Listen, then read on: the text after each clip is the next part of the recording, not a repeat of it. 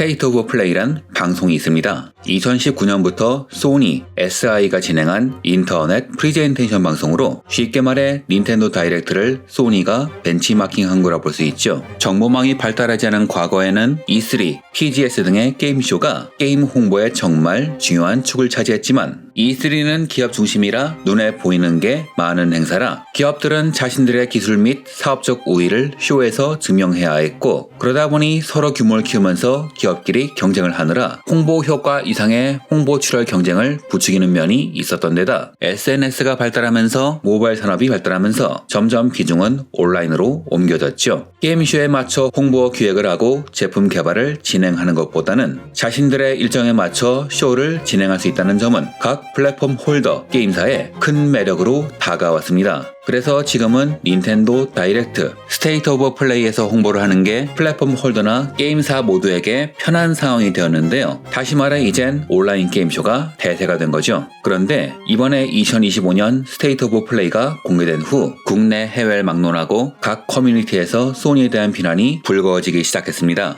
발표 게임이 부실했냐고요? 그렇지는 않았어요. 신작 게임이 다수 공개되면서 여러 사람들을 즐겁게 해줬고, 특히 우주 갓겜, 스텔라 블레이드의 DLC 발표, PC판 발매 일정이 공개되어 게임 팬들을 기쁘게 했습니다. 그럼 뭐가 문제가 되느냐? 요지는 소니는 대체 뭘 하냐는 거였죠. 이번엔 왜 소니는 아무것도 한 게 없는 것처럼 보이는지, 왜 이런 상황이 되었는지를 기업 전략이란 측면에서 한번 이야기해보려고 합니다.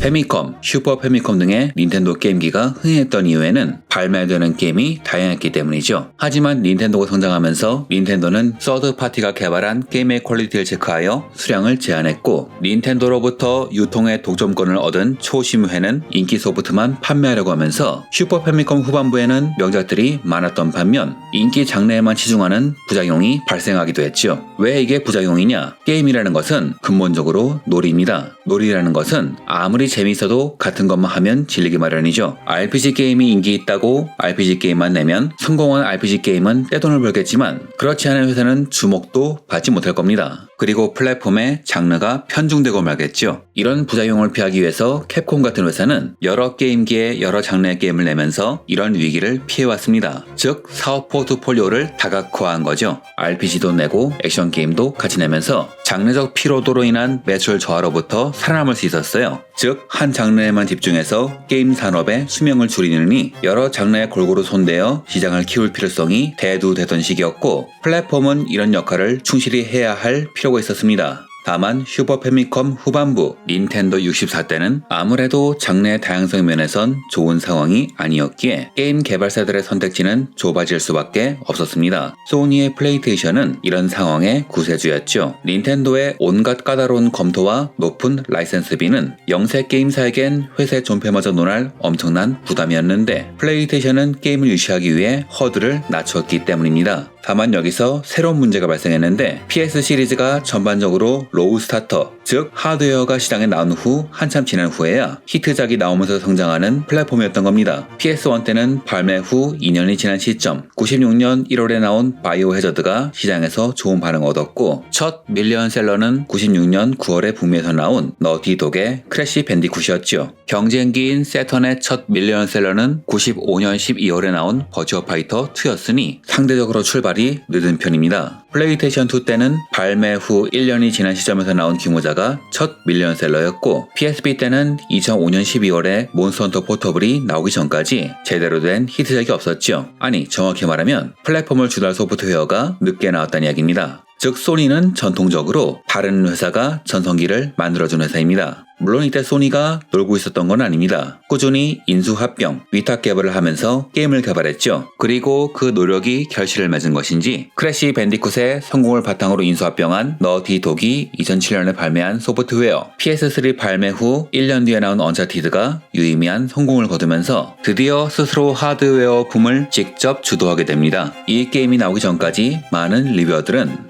스펙상 우위인 PS3가 엑스박스 360보다 실성능은 떨어짐을 증명하고 있었는데 언차티드는 기술력만 있다면 플레이스테이션 3로도 동등한 결과물이 나온다는 것을 증명했고 다른 회사들이 PS3에 투자하게 된 계기가 되기도 했죠. 앞에서 게임쇼 이야기를 할 때 말씀드렸듯 게임사들은 자신의 기술 우위를 여러 형태로 증명해야 하니까요. 이후 소니는 다양한 IP에 투자하면서 플레이스테이션 세상을 확장하기 위해서 다방면으로 노력했습니다. 그런데 지금은 상황이 좀 다른 것 같아요.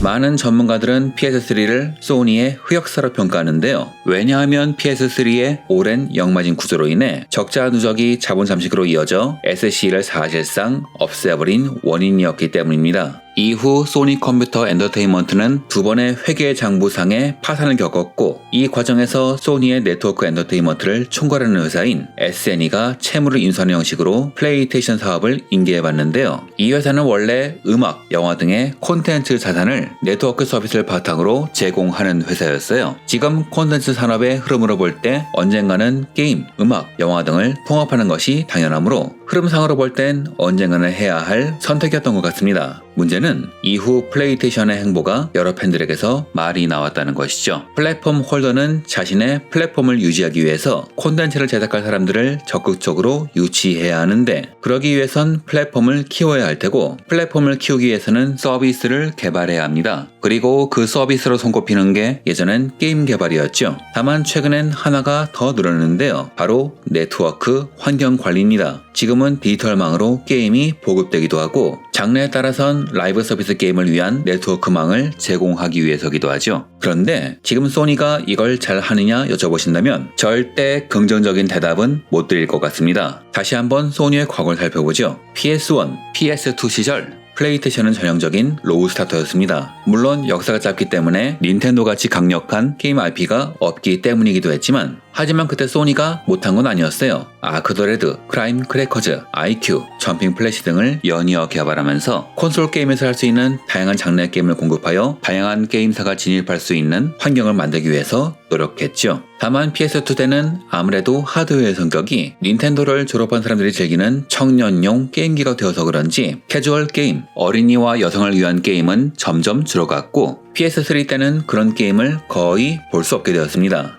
이때는 자본 잠식까지 당한 상황이라 언차티드 같은 게임을 내준 것이 대단한 거긴 하지만요. 그리고 이후 플레이스테이션 사업은 SI가 주관하게 되고 2016년 짐 라이언이 수장이 되면서 방향성이 조금씩 바뀌는데요. 이때부터 플레이스테이션의 행보는 크게 바뀝니다. 동양권의 CEO가 한국이라면 오너 일가, 일본이라면 절대 잘릴 일이 없는 임원들이 운영하기에 사업 방향이 잘 안 바뀌고 장기적이라면 미국 기업은 마이크로소프트, 애플, 아마존 같은 예외를 제외하면 고용 CEO가 단기적인 실적을 위해서 사업을 진행합니다. 이 짐 라이언도 결과적으론 예외가 아니었는데요. 그는 딱 잘라 말해 되는 게임만을 밀어뒀죠. 높은 수익성을 보장하는 라이브 서비스 게임에만 집중했고 그렇지 않은 게임을 만드는 스튜디오는 전부 폐사하거나 정리하였어요. 그래비티 러시, 모두의 골프, 블러드본, 완다의 거상과 데몬즈 소울 리메이크를 제작한 팀이 사라져버렸죠. 아마 이게 유저들이 그렇게 원하는 블러드본이 PS5로 리마스터되지 못하는 이유일 겁니다. 이렇게 팀을 정리한 짐 라이언은 허먼 홀스트와 함께 사내의 모든 역량을 모아 2026년까지 10개의 라이브 서비스 게임을 내겠다는 목표를 세우는데요. 일설로는 라이브 서비스 게임을 개발한 적도 없는 싱글 전용 스튜디오에도 이를 강요했으며 심지어 싱글 게임 개발을 취소시켰다는 이야기까지 나오기도 했습니다. 즉 플레이스테이션의 게임 IP 포트폴리오를 대폭 정리한 건데요. 물론 기업은 이윤 창출을 우선한다지만 소니의 기존 게임 IP를 좋아했던 사람들에겐 정말 아쉬운 결정이었죠. 문제는 게임 사업이라는 것은 수익성만으로 결정되는 게 아니라는 겁니다. 잘 나가는 장르의 게임을 몇 개 낸다고 돈이 따박따박 들어온다면 게임 산업에서 실패하는 회사는 존재하지 않겠죠. 사실 스테이트 오브 플레이에서 한 게 없단 말이 나온 것은 2025년에 처음 나온 얘기가 아니에요. 2024년에 발표된 4억 달러가 들어간 초대작 GTA5의 개발비조차 능가한 소니가 기대한 스타워즈급 게임 IP 콘코드가 이때 발표되었죠. 하지만 콘코드는 막대한 수익은커녕 25,000장을 파는데 그쳤으며 결국 소니는 10일 만에 서비스를 종료하고 게임을 환불하며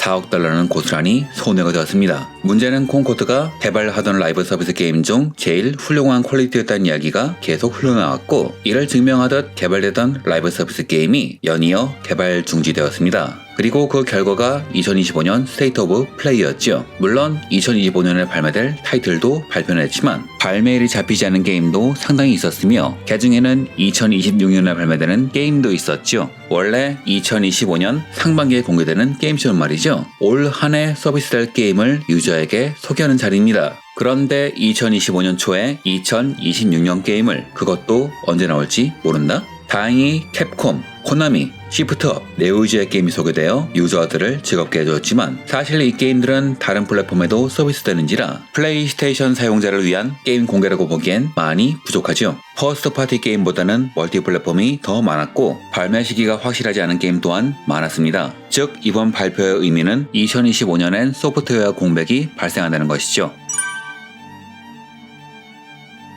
왜 이런 발표가 나왔느냐? 현재 SI는 많은 개발팀을 이미 정리한 상황이고 남겨둔 개발팀도 싱글게임까지 개발 취소를 시키며 모든 스튜디오의 역량을 라이브 서비스에 집중했는데 그 결과물이 결과적으로 콩코드뿐이었다는 것을 의미하는 겁니다. 인디게임의 개발이 쉽다는 게 아니라 인디게임에 비해서 트리플 A 게임 개발에는 상대적으로 많은 시간이 필요하죠. 기존 리소스를 활용해도 2년에서 3년은 필요하다고 합니다. 또한 마블 스파이더맨 2가 증명하듯 기존 리소스를 활용해도 개발비가 폭증하는 경우도 있으니 트리플 A 프로젝트를 함부로 진행하기는 어렵습니다. 이런 상황에서 라이브 서비스 게임이 다 엎어졌고 어지간한 스튜디오는 실적 효율화를 위해서 다 정리해버렸으며 기존 스튜디오도 당장 나온 기획이 없으니 이런 난국이 펼쳐진 건데 그렇다고 올해는 낼 게임이 없다는 발표는 할 수가 없고 멀티 플랫폼으로 나오는 다른 게임만으로 쇼를 때울 수는 없으니 이런 이상한 발표가 나와버린 것이죠. 2025년 초에 2026년에 게임이 나오긴 나오는데 언제 나올지는 정해지지 않았습니다. 라는 이상한 발표. 플레이스테이션 6의 발매는 2027년 말이라고 하죠. 앞으로 PS5의 수명이 햇수로 약 3년 안 되는 상황인데 SI는 그중 한 해를 고스란히 날려버리는 셈이죠. 물론 더 길어질 수도 있습니다만. 단기적 이익을 위해 기업의 미래를 망치는 경영. 사실 미국에선 이런 사례가 많습니다. 인텔의 크르자니크는 단기 실적에만 집중하다가 인텔의 위대한 R&D 역량을 처참히 무너뜨리고 말았고 GM의 릭 와그너도 고품질의 플래그십 개발을 중지하고 당장 돈이 되는 촬영에만 급급하다 GM이 파산보호 신청을 하는 처지로 만들었으며 애플의 존 스컬리도 잡스를 퇴출시킨 후 단기적인 이익에만 매달리다가 애플의 매출을 추락시켰죠. 즉 단기 실적에 따라 연임이 보장되는 고용 CEO제의 폐해가 이번엔 플레이스테이션에 영향을 줬다고 봐도 좋을까요? 문제는 이게 끝이 아니란 겁니다. 사실 짐 라이언 시절 SI의 매출은 사상 최대였어요. PS4는 서양권에 안착하여 게임 하드웨어 플랫폼 시장을 거의 독식했고 이런 호조는 계속 이어져서 2024년에도 게임과 네트워크 부문은 계속 호조였죠. 여기서 주목할 것은 게임 네트워크라는 사업이 통합됐다는 건데요. 이는 게임과 네트워크가 미래 게임 산업의 중요한 축이라는 걸 확인시켜주는 것이기도 하지만 앞으로 소니의 미래가 순탄치 않다는 반증이기도 합니다. 왜냐하면 짐 라이언이 사임했기 때문이죠. 실적 호조를 달성한 CEO가 사임했다는 것은 보이지 않는 중요한 문제가 발생하고 있다는 반증이니까요. 실제로 소니의 전망은 마냥 밝지만은 않습니다. 당장 게임 부문에선 콩코드 이후 빨간불이 켜졌는데 그가 꿈꾼 라이브 서비스 사업의 핵심 부문인 네트워크 사업도 결코 순탄치 않다는 겁니다. 실적이 아니라 결과물이 말이죠. 2025년 2월 8일 몬스터 헌터 와일드의 오픈 베타로 인해 사람들이 기대를 하던 그날 갑자기 PSN 서버가 먹통이 되었습니다. 다른 플랫폼의 유저들은 잘만 테스트 플레이하는 상황에서 플레이스테이션 유저들은 주말을 그대로 날려버려야 했죠. 문제는 4개월 전에 이런 일이 한 번 있었다는 겁니다. 모든 네트워크 서비스가 완벽하진 않습니다. 마이크로소프트, 아마존, 구글 모두 서비스 장애는 생길 수가 있죠. 다만 소니처럼 21시간 동안 장애 점검을 한 경우 그리고 4개월 만에 장애가 또 터지는 경우는 좀처럼 없다는 겁니다. 소니는 싱글 게임 스튜디오를 정리하고 라이브 서비스 게임에만 집중했지만 정작 라이브 서비스 게임의 핵심인 네트워크 서비스조차 부실하다는 이야기죠. 아마 이게 팬들이 분노한 이유 중 하나일 겁니다. 그리고 2025년 스테이트 오브 플레이는 이를 유저들에게 깨닫게 해준 발표일 겁니다. 그래서 팬들이 대체 니들은 뭘 하는 거냐면서 분노하는 것이고요. 게임 서비스란 건 말이죠. 단순간에 뚝딱 하고 나오는 게 아니라 꽤 오랜 준비 기간이 필요하고 특히 플랫포머가 플랫폼 환경을 구축하는 데는 그보다 더 오랜 시간이 필요하죠. 즉 플랫폼을 위한 게임 IP 자산은 쉽게 쌓을 수 있는 것이 아닌데 그렇기에 그 플랫폼의 균열의 가슴을 깨닫는데도 오랜 시간이 걸린 게 아닌가 전 이런 생각이 드네요. 아마 이런 충격의 여파는 당장은 미미할 겁니다. 하지만 어떤 형태로든 시장에서 도약해야 할 상황이 생겼을 때 도약하기 위해서 쓸 카드가 없는 상황일 때 그 충격은 더욱 커지겠죠. 모든 싱글 스튜디오를 정리하고 게임을 개발 중지시키고 라이브 서비스에 올인했다가 대부분의 게임을 정리한 소니에게 과연 어떤 카드가 남아있을지 정말 궁금해집니다. 이번 영상은 여기까지입니다. 시청해주셔서 감사합니다.